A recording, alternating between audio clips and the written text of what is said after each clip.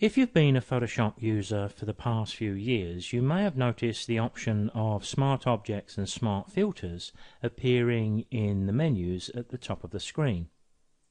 Now, recent conversations I've had seem to suggest that these options are not used as often as they might be, and perhaps it's because the function is not fully understood. So what is a Smart Object or a Smart Filter?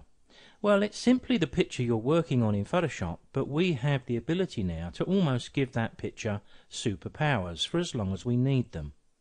I think it's pretty common knowledge that if you photocopy a document and then photocopy the copy, you don't have to do this very many times before the print quality is lost. Well, we can experience things which are very similar to that with the images we produce. Smart Objects and Smart Filters preserve an image's original state with all its original characteristics, and this enables us to make 50 changes if we like, one on top of the other, but all in a non-destructive way, losing no image quality at all. Probably the most powerful Smart Object you can create is the one in Camera Raw, and we'll show you that in a moment or two. There's an old saying that says that a picture can often be worth 1,000 words. Well, in our case, maybe a short demonstration. What I'm going to do here is to take you to the Layers palette. When we do so, we see a pretty standard thumbnail, which is locked, and it's called the background. What I'm going to do is to remove that lock, but I'm also going to make a copy of my thumbnail. Now I'm going to use Ctrl J to do that. And while there's no need to change the names here, I'm going to do so anyway. So let's say this one is not smart, and this one is going to be our Smart Object. I'm going to start by turning off the Smart Object layer, and we're going to turn to the one that's not so smart. What I'm going to do is to resize this image using the free transform tool. Now I'm going to overstate this a little bit for demonstration purposes, but it will prove the point, I think. So let's go to our edit menu at the top left of the screen and choose free transform. Useful tool, Ctrl T. A bounding box appears around the outer edge.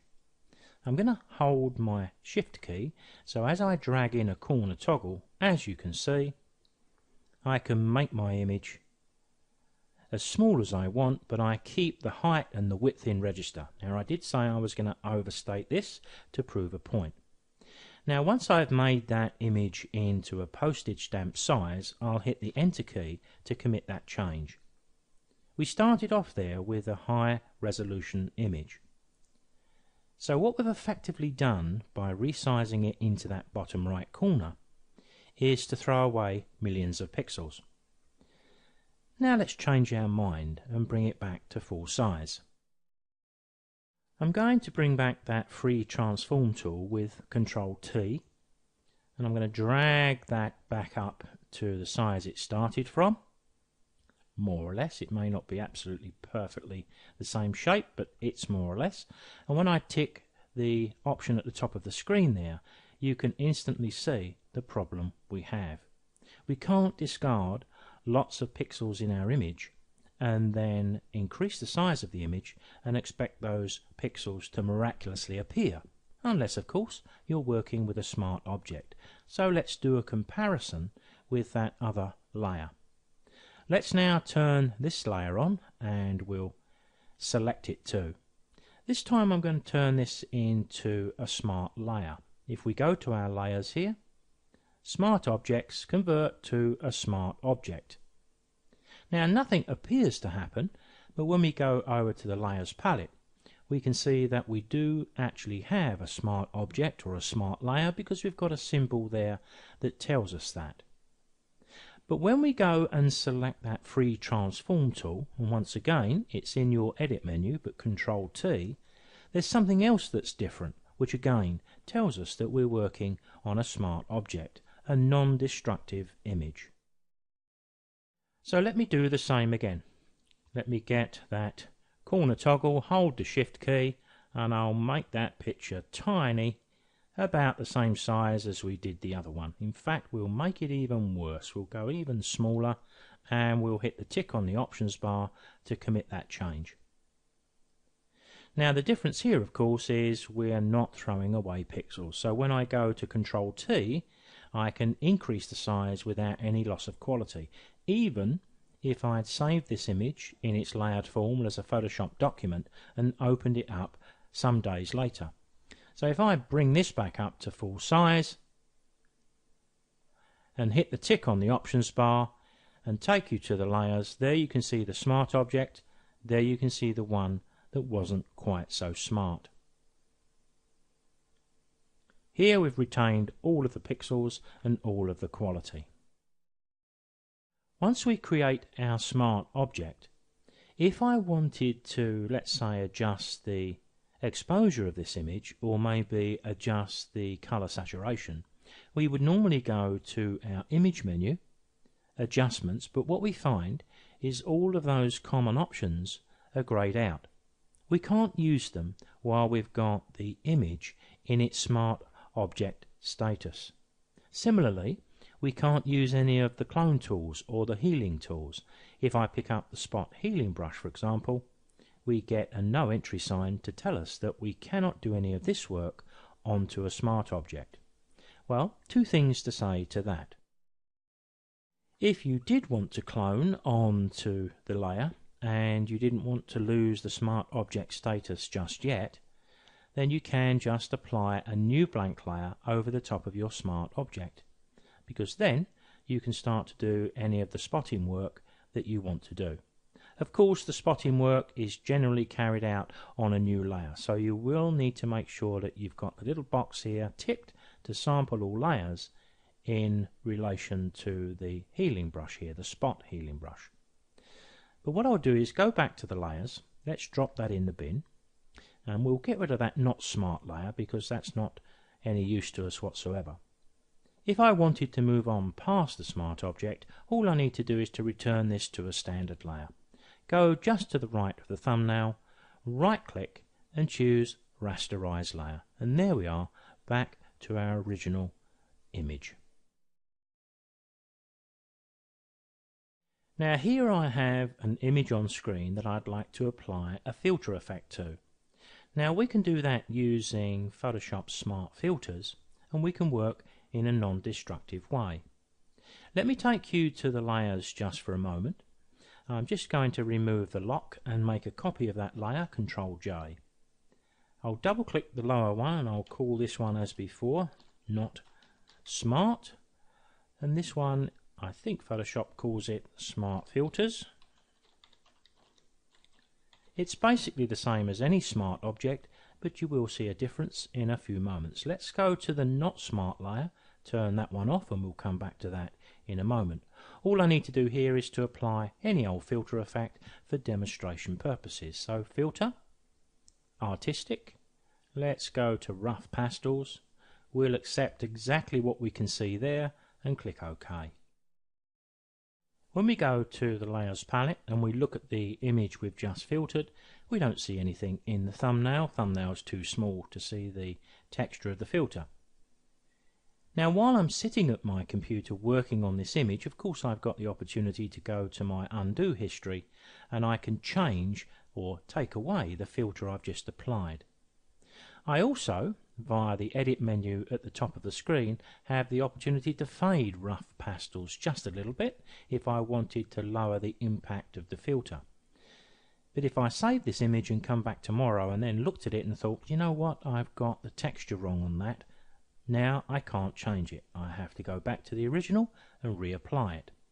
Let's have a look what happens when we do the same thing with a smart filter.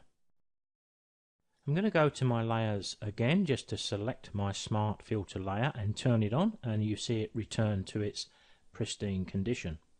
If we go to the filters menu at the top of the screen, there's the option we want. We're going to convert this for a smart filter. Nothing appears to happen to the image. You may have a little advisory panel appear for the first time, but I've ticked mine not to come up in future. But I can see I've got a smart object or a smart filter here by that little tiny icon at the bottom right of the thumbnail. So let's apply exactly the same filter effect. In fact, I can apply it from here because Photoshop always remembers the last filter effect it applied and all of the settings. So for our demo purposes, that'll do. And OK. So what we have here are two images on separate layers where we've applied exactly the same filter effect. But when we go back into the layers palette, we'll see something completely different. There's the one we did that was not smart. We've got quite a few options around our smart filter. So let's take a look at those. I think the first one to look at is the fact that we've got a layer mask applied. Now a layer mask would allow us to bring the texture through in a greater or lesser degree in certain areas. Let me demonstrate that by just selecting the mask. See the frame appear around the outer edge. I'll pick up black, I'll pick up my brush tool. I'm going to make my flow at 100% just for the demo purposes, but if I wanted to bring back the original image in that position there, as you can see, I can mask it. And the beauty of working on a mask, of course, is if I don't feel I've done that very well, I can always switch to white as my foreground colour, and I can fix any mask. Generally speaking, we wouldn't be using 100% in the flow, we would be working more gently, but you get the idea. The other option we have here is to physically, with the eyes, turn the rough pastel off. So I can turn it on and off by just clicking in that area. But what makes smart filters so good is that if I save this as a Photoshop document and came back tomorrow or next week, I can just double click the rough pastel option here and we're straight back into the rough pastels where we left off. That enables me to adjust the scaling, for example. Let's change where the light's coming from. Let's change the stroke length. I'm just making some random changes to prove that we can just adjust what we did originally, but I'm not making a copy on top of a copy, because Photoshop is always using the smart object as a control. Now we have another option down here. Looks like a little, always think of this as a little picnic table, but let me double click it and you'll see what appears on screen. We're given the opportunity to use the blending mode options. Now what we're able to do here is to blend this image with the original. Now the original we can't see because Photoshop's got it up its sleeve as a smart layer.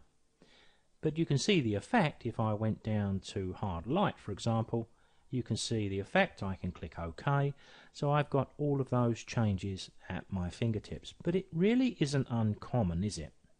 To be working on an image and then sometime later, even the next day, you open this image up and you think, do you know what? I got that a little bit too blue. That blue's overpowering. I don't like what I did with that blend mode. Well, this is the beauty of smart filters. I can click this again and I can make another change if I wish, or I can back away from it, and I'm not losing any of the quality of my image because I can still even turn off the rough pastels, and there's the original image I started with. Now one of the other things we can do is we can drop the whole thing in the bin, because adding filters, of course, is something which is experimental, and we may have looked at the rough pastels and felt, no, I want something different. So I can pick up the icon here, I can drag that in the bin, and I can select another one. Our smart object status is still there. So let's quickly do that. Filter, artistic. I'll go to plastic wrap. We'll just select the default setting for the moment, but I'm going to go straight back in and apply another filter. Filter, artistic. Let's use cutout. We get lots of opportunities, of course, to change the sliders, but let's just accept what we have. Now let's look at what we have sitting below the layer mask. We've got both filter effects shown to us, and we're seeing the cutout working on the plastic wrap layer. And now I can demonstrate that by just turning off the plastic wrap, and now you'll see the plain cutout. If I turn on the plastic wrap and turn off the cutout, now you're just seeing the plain plastic wrap. So here we can use this option to apply one filter effect to another, and sometimes that's what creates a unique effect and something which has appeal. And of course we've got the same blend modes, the same option to choose to mask in any areas we wish, and also the same opportunity to drop it in the bin if we're just doing a little bit of experimentation with the Photoshop filters. Now I'm going to go to my undo history and we'll just reapply that last filter effect and open up the layers so we can see what we did. We don't want our not smart layer anymore. So these are the options which constitute a smart filter. Now if we applied the smart filter and save this as a Photoshop document, we can come back to this at any time in the future. Should we wish to apply all of this to the layer, in other words we're saying we're happy with what we've done, can we move on? Well then we can right click and we can choose to rasterize the layer, and as you can see the filter effect, the layer mask and the whole shooting match is wrapped into the picture, and we can move on because we may in this instance want to go and add maybe a little more saturation in the image, and of course we can't do that when we've got the image in smart object or smart layer status. Now probably one of the most powerful uses of smart objects is via Adobe Camera Raw. I've got a batch of raw files here, and as you probably know, if you double click one of those thumbnails it will be intercepted by Adobe Camera Raw as it has here. Now if we go down to the bottom of the screen we have a hyperlink. If we look at that hyperlink we have a little box here which is generally not ticked, and I've got it ticked and it will stay ticked until you decide to remove it, and it says open in Photoshop as a smart object. Now what that enables me to do, I can make changes to my images. I can add a bit of whites here looking at the histogram at the top of the screen. I'm going to add a bit of clarity, I'm going to add a bit of vibrance. I'm not doing anything too careful here because we're just doing a demonstration. But I'm going to open this up into Photoshop, and you notice the button says open object rather than open image. When it opens on screen it doesn't look any different to what we normally see, but once again if we go to the layers here we can see the little symbol at the bottom right corner which tells us we're working on a smart object. Now we have the same issues here as we had before. If we did want to use the adjustments here, they're grayed out, and the same issues with the clone tool. But generally speaking, if we're working on a raw document, then perhaps we would do most of that work in Camera Raw. The great thing about a smart object here is that I can double click this as many times as I like, go back into Camera Raw and make changes on top of changes on top of changes.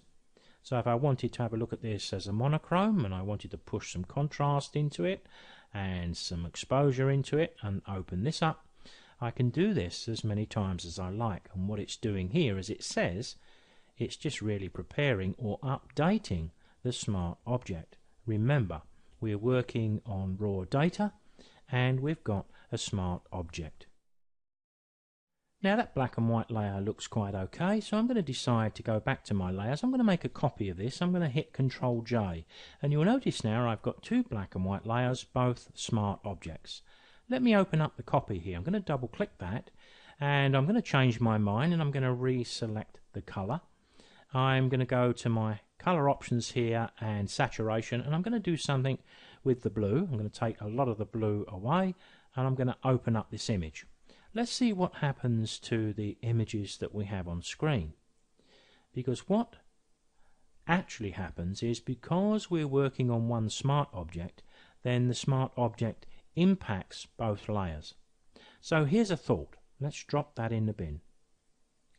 If you make a copy of this in a different way by going to the right of that smart object, right clicking and choosing to make a new smart object via the copy, looks no different to how it did a few moments ago, but now the link between these two has been severed. Whichever one I change will change independently to the other. Let me quickly demonstrate that by opening up this one, knocking out the saturation and making the change, and you'll see instantly with the thumbnails that one will go black and white, but one will remain colour. Of course, that gives us quite a degree of scope when we start to think of working with layers and layer masks for creative photography.